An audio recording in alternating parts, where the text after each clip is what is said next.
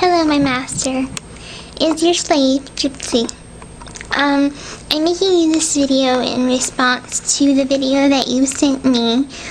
I'm not sure if that's going to be your last video to me or not, but there was some things that I want to answer back, and you commanded me, so I will answer back in a video. As you can see, I'm wearing my white collar.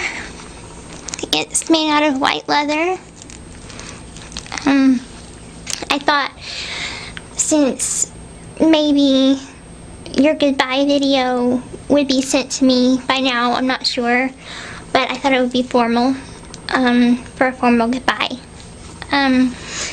Okay, one of the first things I want to talk to you about, or answer me about, sir, is, the part in the video where you said that, I am Nick's darkness, that I'm the darkness within him, the shadow copy of his darkness. I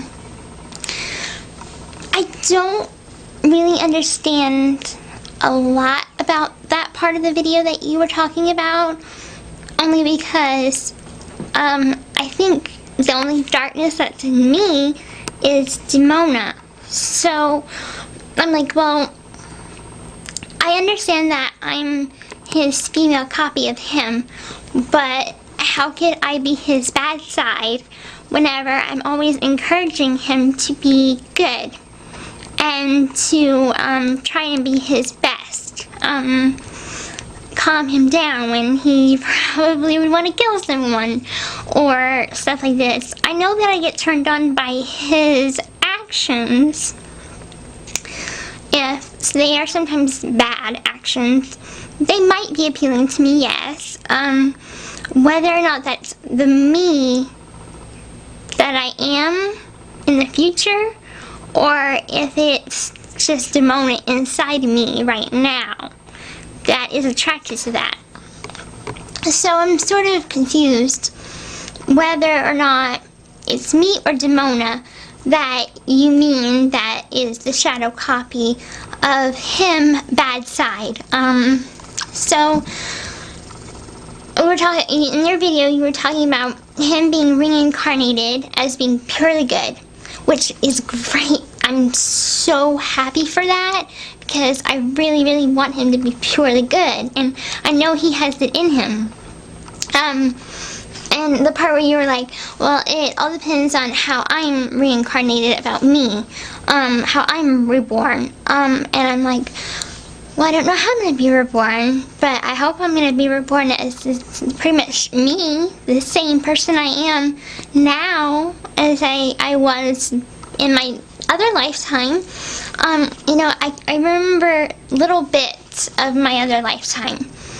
And what I remember is that I was a good person. I was a nurse.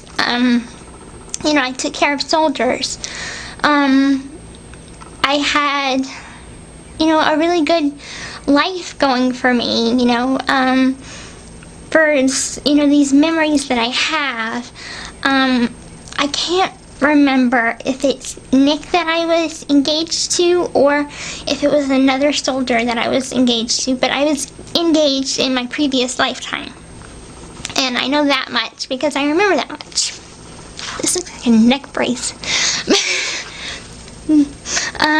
Anyway, back to lifetimes and stuff. I'm trying to steady the camera. Alright, so I hope to be reincarnated or reborn as me, who I am now, a good person. I hope that me and Nick could be reborn together around the same time and both be good. Like purely good. No bad in us. So that's what I'm hoping, sir. Now to talk about something else. You're talking about how it's a bad idea to argue back with Nick whenever he does become my master. which I will not be arguing back because I know better. And I think the only reason why I've been arguing with him this whole, or not this whole time, but a couple of days, has been because these are my last days that I will be able to, you know, just have a fight with him, or just, you know, say what I want to say to him and have him forgive me on the same day. Because he might not, you know, when I'm his slave. So, or I know he'll forgive me, but I don't know if it'll be right away. And I know I'll have punishments. So, so this is kind of my time to just kind of be that stubborn, I hate you but I love you, or I love you, or I worship you, but, you know, you're getting on my nerves sort of person. And also I'm trying to deal with all these changes that are going on inside of me. And it's really hard. So I'm trying to figure it all out, and then there's just insecurities that pop up and certain feelings that pop up. So it's just like I'm trying to sort it all out in my brain and in my emotions, and I take it out on him, which I don't mean to, but I do anyway. So anyway, I'll stop that once I'm his slave. Once I'm his slave, I'll be very, very good, obedient, patient, loyal, loving, selfless, honest, true slave, which comes to the five things that will be good to remember, which is trust is one, worship, which I completely worship him, selflessness, honesty, and obedience. Well, I will be purely honest with him, but I won't be brutally honest with him. So meaning I'll tell him everything, like I won't keep any secrets from him, but I won't be like saying something mean or something, you know, that kind of brutal honesty where you're like, well, you're a jerk or something like that. I won't do that, because that is just mean. So I won't be a mean person. As for trust, I trust him completely. I hope he can trust me completely. As for worship, we worship each other completely. Selflessness, I am starting to learn more and more and more what that is. When we first started seeing each other, I'll admit I was selfish. And I was selfish as a kid. And as a teenager. So it's good for me to learn what it's like to be selfless, to think of others, or to think of just one certain person and think of that person only. And I do. I do that quite often for him. I only think about him very often.